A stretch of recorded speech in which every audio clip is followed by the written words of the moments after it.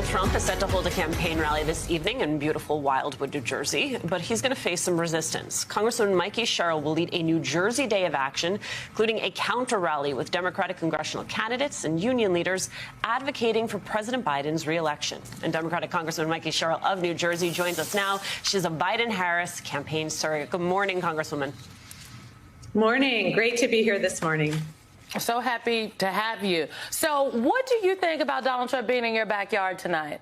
They're promising tens of thousands on the beach. On the beach. On the beach, not much, to put it succinctly. You know, when I heard he was coming to New Jersey, I guess my first thought was, why? My second thought was, well, I guess he's kind of stuck in trial in New York and there aren't many places he can go. But you know, he's not welcome in the Garden State because we know all too well about his failed policies.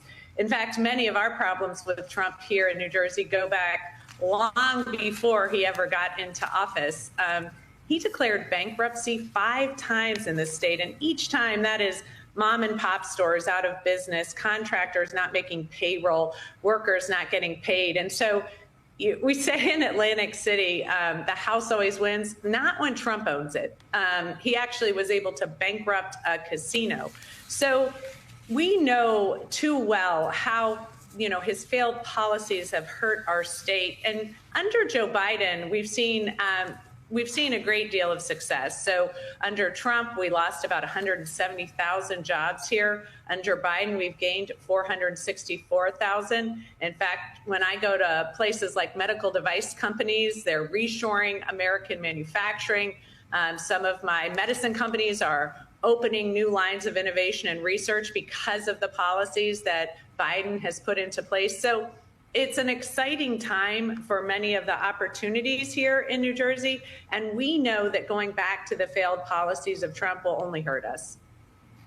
Congresswoman, I have to give just boffo points for just the brazen political act. I love the counter programming. And do you think that this is something that we're going to see more of from the Biden campaign, sort of the point counterpoint from not just the Trump side of the equation, but even stuff that may emanate out of the RNC and other organs of the GOP over the course of this campaign to sort of press the narrative? Simone and I and Alicia were talking about the coalitions that have made up the Biden effort in the past, and how there may be some weaker points in this cycle that need that strengthening, and these types of efforts that you're doing may go a long way to doing just that. What is your thinking there, and how do you see this playing out over the course of the campaign?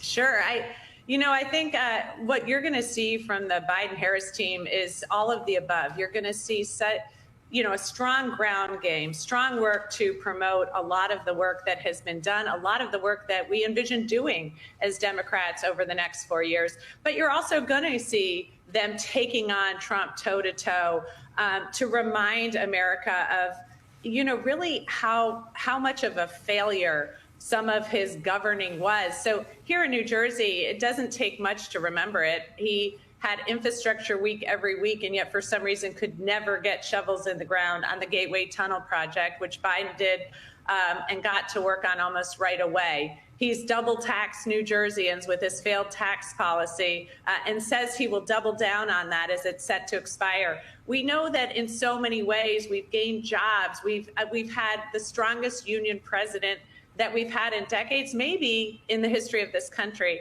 And I think people are reminded of that as we go out and talk about all of the ways New Jersey's has opportunities, has an ability to succeed. And I think what's striking is how few resources the Republicans have right now. I think a lot of the money Trump has raised is going to his legal defense fund. So I don't think you're seeing some of this ground game. I don't think you're seeing some of the work with voters that you're seeing from the Biden-Harris team. Congressman, you talked about governing, and so I want to talk about some of the governing that we're seeing on Capitol Hill, specifically in the House of Representatives. This from the Washington Post. This title says a lot. As co-rulers of the House, the Democratic majority in waiting may have already arrived. I've asked others if they feel that this is legitimately a coalition government. Do you see opportunities now for Republicans and Democrats to work together? You know, that was sort of my proposition going into the House of Representatives. I came in the 2018 cycle.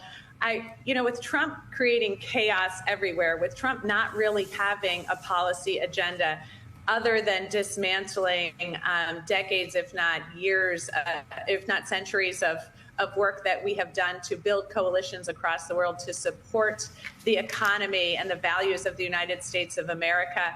As he was working to dismantle that in the House, we were trying to find ways to stop him from doing that.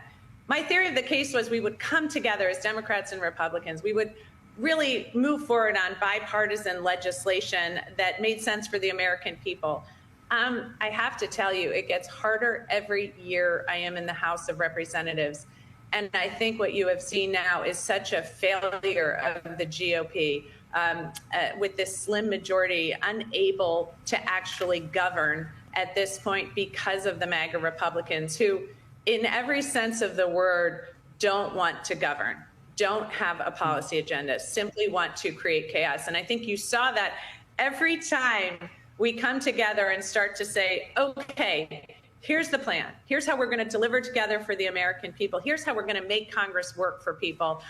You see someone like Marjorie Taylor Greene inserting herself into that effort, trying to vacate the chair, trying to create more chaos, trying to create more divides, much like President Trump. So I think what we've seen is a consistent desire by Democrats, from President Biden to Hakeem Jeffries down to here in New Jersey, our delegation, working hard to bring people together and continue the governance. Yes, I have been so incredibly impressed with Hakeem Jeffries.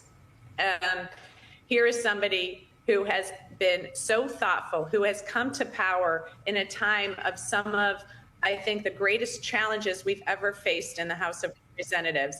And he has moved forward, trying to preserve the institution, trying to make sure the House functions and not look at it as we see someone like, again, Donald Trump or Marjorie Taylor Greene, not look at it as how can he win politically, but how can he do his best by the United States of America. Congresswoman Mikey Sherrill, you have a busy weekend ahead of you. Thank you so much for taking some time to be with us. We've got another hour of the weekend straight ahead. We'll be right back.